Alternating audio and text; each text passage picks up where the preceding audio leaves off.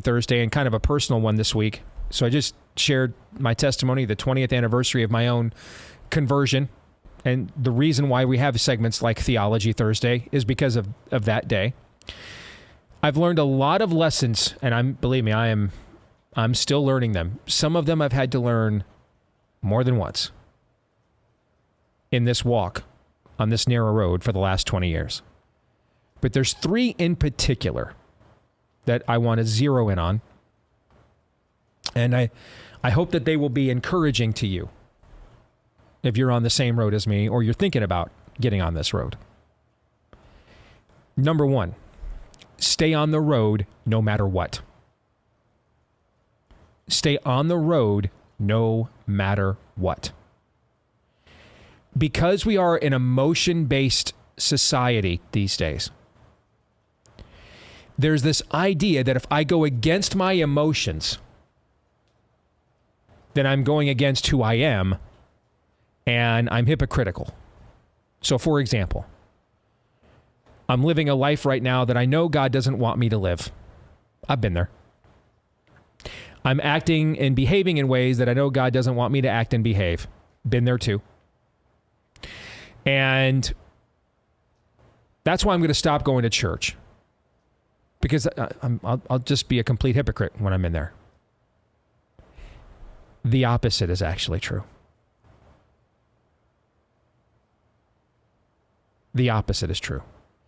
It is not hypocrisy to stay connected to the Lord while we are either contemplating rebellion or actively in rebellion to Him. That is actually a demonstration of faith. You have it backwards. You're listening to your emotions. Because we come from a culture that if the emotional sentiment, if the emotional connection is not there, then if we act in ways that are contrary to our emotions, then it's not who we really are or what we really think. The opposite is true. I didn't lose 150 pounds because every day I went to the gym, I felt like it.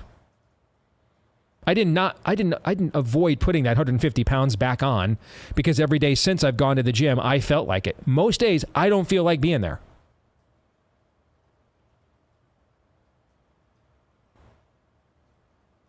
But we're called to make disciples. We're called to be disciples. The root word of discipline is disciple.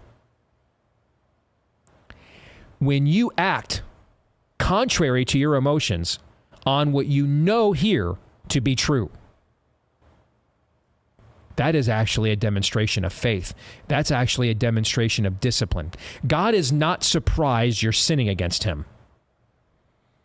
You didn't show up at church that Sunday and God was like, whoa, you're here. Didn't see that coming.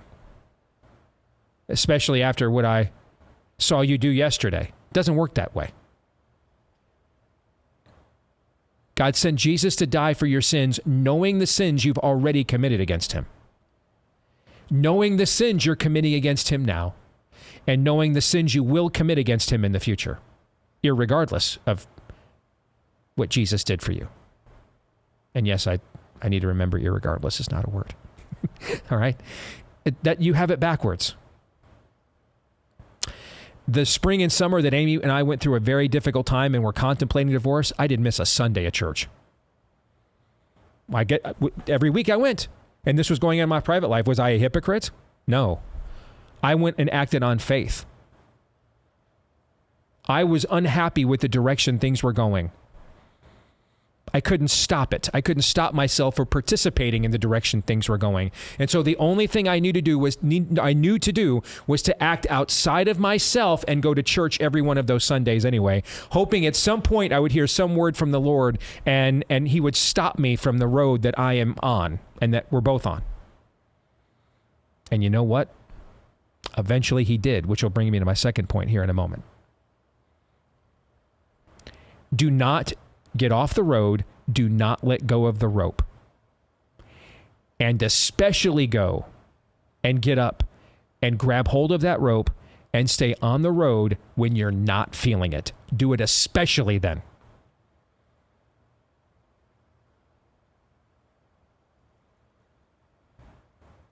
That's faith. I don't feel it. I don't sense it. It doesn't seem right. but I'm going to do what God says to do anyway.